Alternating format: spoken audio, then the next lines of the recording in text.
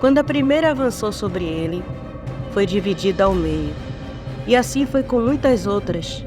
O jovem era hábil e um perito espadachim, mas as criaturas eram muitas, e o jovem já estava ferido. Um de seus braços estava fora de combate. Um ferimento grave de mordida o inutilizou para o combate. Ele estava encurralado, mas ainda se defendia. E quando pensou que seria seu fim, uma fera branca saltou por cima dele, atacando várias criaturas ao mesmo tempo, o que deixou o jovem atônito. Logo outra fera negra passou rápido por ele, e também atacava as criaturas. E logo, só havia pedaços delas, que o rapaz jogava sal para que não se reunisse. Padre Amós reconheceu a fera negra e soube que seus amigos estavam de volta. Chegou a hora dele também voltar e reunir todos os que ainda resistiam às criaturas para ajudar seus amigos a vencer aqueles seres infernais. Trevor olhou para Alucard e perguntou: "O que os Djinns disseram sobre o espelho?" Alucard se virou para ela, enquanto erguia a porta de sua casa que Valgan e Caim haviam derrubado, e respondeu: "Eles disseram que o espelho é um portal para qualquer lugar do mundo." E Caim acrescentou que, usando o encanto certo, ele se abre. Mas me parece que sua mãe não voltou do último lugar para onde ela foi, e o portal está aberto, se tornando um perigo se encontrado pelo demônio. Foi o que eu imaginei. Eles estão preocupados porque aquele demônio conhece a arte da feitiçaria. Ele saberia que encanto usar para sair da ilha e espalhar o caos pelo mundo. Alucard colocou a porta no lugar e os pescadores a pregaram. Ele então perguntou: "Fala que ele é um feiticeiro por causa do eclipse?" "Sim, conde. Venha comigo e vou te mostrar uma coisa." Depois de pregar a porta, ele a seguiu, e foram até a beira da praia, e subiram em uma pedra que tinha uma piscina de água. A lua podia ser refletida ali dentro. Podia-se ver a escuridão dentro do círculo branco, e no meio da escuridão um símbolo estranho para os dois. Mas quando Alucard olhava para o eclipse no céu, não via o símbolo. Trevor, vendo a dúvida em sua face, disse: "O feitiço que ele usou afeta quem olha para o eclipse, mas o reflexo não mente." Alucard estava impressionado. Ele se virou para ela e perguntou: "O espelho, ele existe mesmo? Porque um artefato dessa magnitude chega a ser surreal." Trevor encarou por um segundo e respondeu: "Eu espero não me arrepender disso. Mas me acompanhe, Conde Alucard." Ela voltou para a cidade, que, destruída como estava, parecia uma vila simples de pescadores. Eles foram até o centro da vila, onde reluzia a maior fogueira, e pararam diante da fonte que agora estava seca. Ela pegou uma chave que estava presa em um colar que ela carregava ao pescoço e colocou em uma abertura na lateral da fonte, e girou. Sons de engrenagens rangendo foi ouvido enquanto o fundo da fonte se abria, revelando uma escada. Ela apanhou uma tocha e acendeu na fogueira e convidou Alucard a descer as escadas. Ele a seguiu, e desceram, até que ao chegar próximo ao fundo começaram a ouvir o som das ondas. Quando chegaram no fundo, era uma imensa caverna rochosa. Além das ondas, Alucard podia ouvir o tilintar de algo como se fossem cristais tocando uns nos outros. Havia uma luz vinda de uma parte da caverna, e quando se aproximaram, ele pôde ver um imenso espelho grande o suficiente para passar uma embarcação das usadas pela província para fins de exploração e comércio. Tal embarcação conseguiria passar sem dificuldade alguma. O espelho estava em uma espécie de lago e brilhava por fora e por dentro. Alucard então perguntou: "Você disse que os Djinns o quebraram, mas ele está inteiro." "Eu e minha mãe o consertamos. Ela morreu durante o processo. Consertar exigiu mais energia que criá-lo. Mas antes de morrer, ela me ensinou como usá-lo.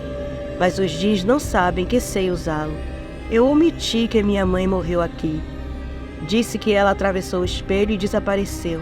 Assim eles nos deixaram em paz, sabendo que ela não estaria viva para passar o conhecimento para mim.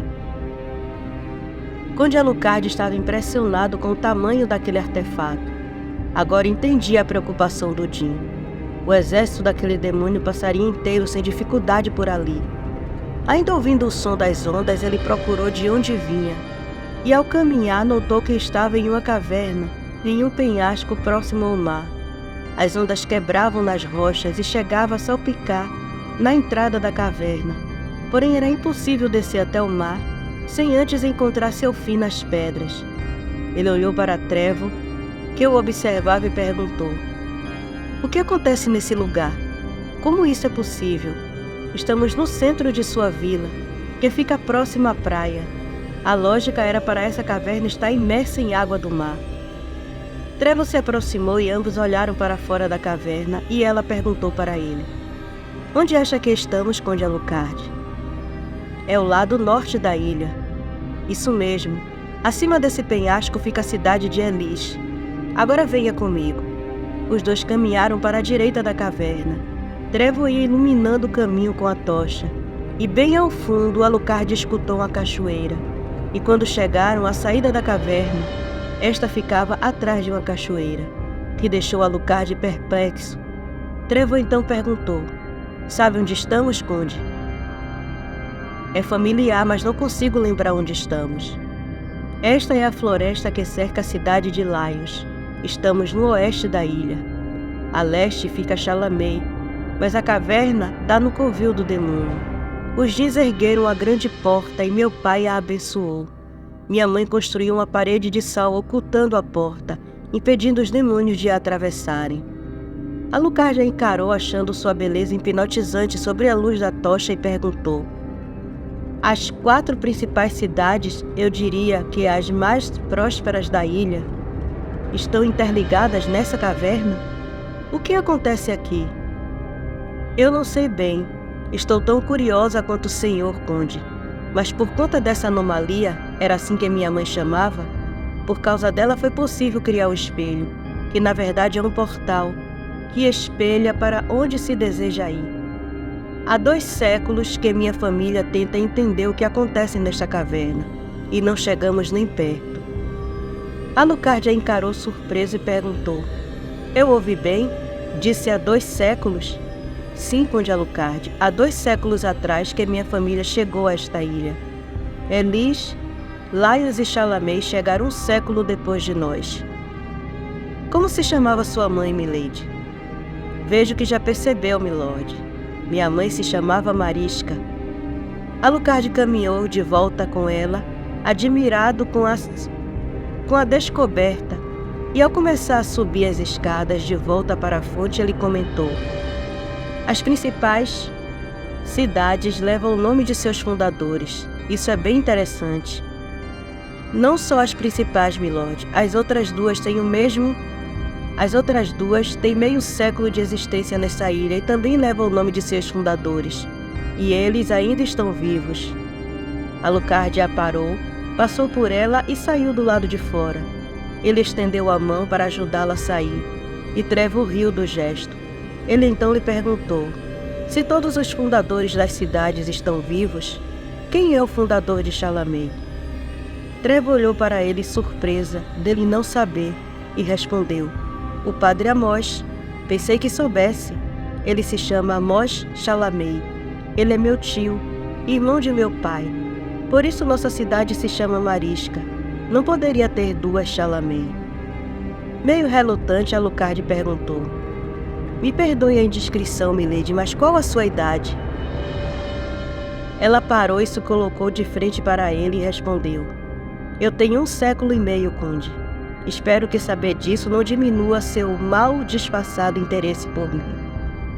Alucard sorriu, tirou a teia de aranha dos cabelos dela e, erguendo seu queixo, respondeu: "Saber disso só realça meu interesse, milady."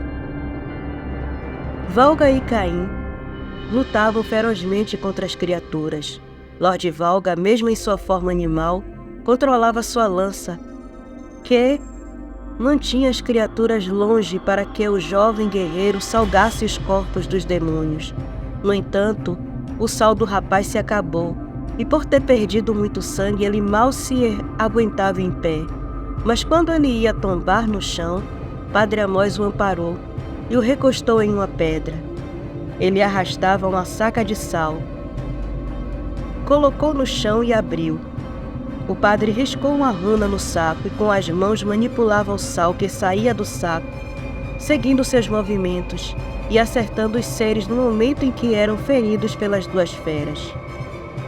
Estes já caíam mortos, carcomidos pelo sal, mas um zumbido ensurdecedor começou a surgir do que havia sobrado da floresta. Eram milhares daqueles seres demoníacos, uma quantidade maior do que a que invadiu a cidade na noite da festa. Vendo aquilo, Padre Amós foi até a fera branca que ele julgou ser Caim e disse: "Casse eles como Varcolac, siga seus instintos." De início, Caim ficou confusa, porque não sabia como fazer, pois o Varcolac dentro dela a mandava sentar. Então ela o fez e se concentrou. Se viu fora de seu corpo flutuando no meio das criaturas, mas estas não a viam, mas podiam sentir seu toque.